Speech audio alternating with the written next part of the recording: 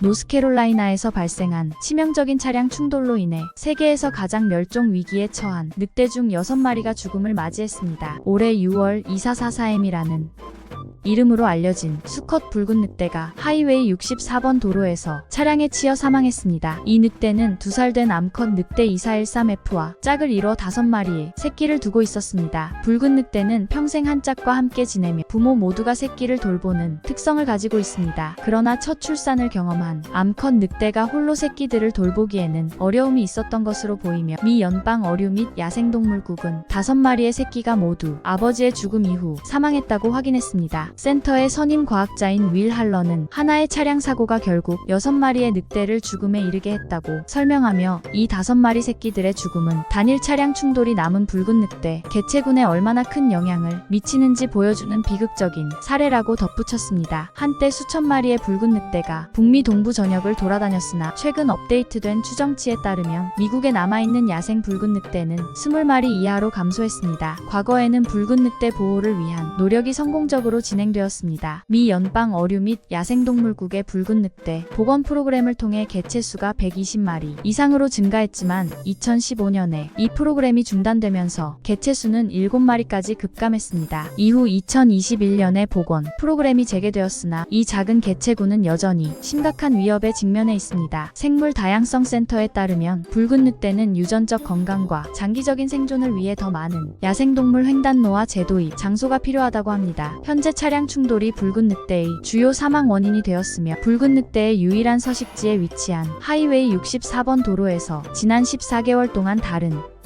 5마리의 붉은 늑대가 차량에 치여 목숨을 잃었습니다. 생물 다양성 센터는 하이웨이 64번 도로의 야생동물 횡단로를 건설하기 위한 캠페인의 일환으로 이미 $100만 이상을 모금하였고 익명의 기부자가 $200만 매칭 기부를 약속했다고 밝혔습니다. 야생동물 횡단로는 붉은 늑대뿐만 아니라 검은곰, 스라소니, 점박이거북, 수달과 같은 다른 종에게도 도움이 될 것입니다. 연구에 따르면 야생동물 횡단로는 차량 충돌을 97%까지 줄여 운전자에게도 더 안전한 환경을 제공합니다. 붉은 늑대의 미래를 위해 우리는 더 많은 관심과 지원이 필요합니다. 여러 종류의 늑대에 대해서 알아볼게요. 늑대류는 멸종 위기종이 대부분입니다. 붉은 늑대는 세계에서 가장 멸종 위기에 처한 늑대종으로 다른 늑대들과 생물학적 및 생태학적 차이가 많이 있습니다. 붉은 늑대를 회색 늑대, 코요테, 그리고 에티오피아 늑대 등과 비교하여 차이점을 살펴보겠습니다. 붉은 늑대는 이름처럼 적갈색의 털을 가지고 있으며 등은 어두운 갈색을 띠고 배 부분은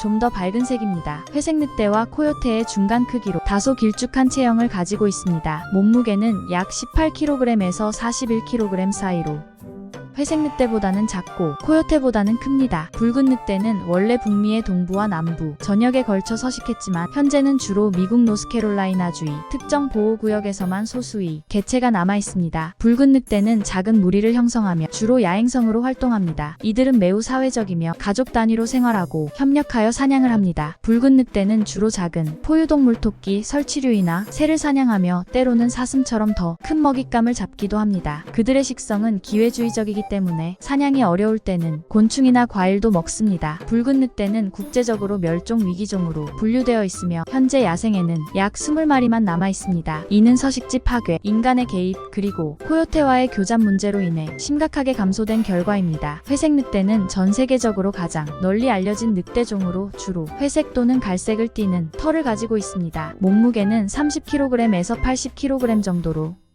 붉은 늑대보다 훨씬 큽니다. 회색 늑대는 북미, 유럽, 아시아 전역에 걸쳐 널리 분포되어 있으며 다양한 기후와 서식지에 적응했습니다. 숲, 산악지대, 초원, 툰드라까지 다양한 환경에서 발견됩니다. 회색 늑대는 큰 무리 최대 30마리까지로 생활하며 그들 사이에는 엄격한 사회적 서열이 있습니다. 협력적 사냥 전략을 통해 큰 동물, 예를 들어 사슴, 엘크, 들소 등을 주로 사냥합니다. 회색 늑대는 주로 큰 포유동물을 사냥하지만 상황에 따라 작은 동물이나 사체도 먹습니다. 그들은 매우 효율적인 포식자이며 먹이사슬의 상위에 위치한 생태계의 핵심 종입니다. 일부 지역에서는 멸종 위기에서 벗어났으나 여전히 인간의 개발과 사냥, 서식지 파괴로 인해 위협을 받고 있습니다. 특히 미국에서는 특정 보호구역과 국가공원에서 보호받고 있습니다. 코요테는 회색 늑대와 붉은 늑대보다 훨씬 작으며 체중은 9kg에서 23kg 정도입니다.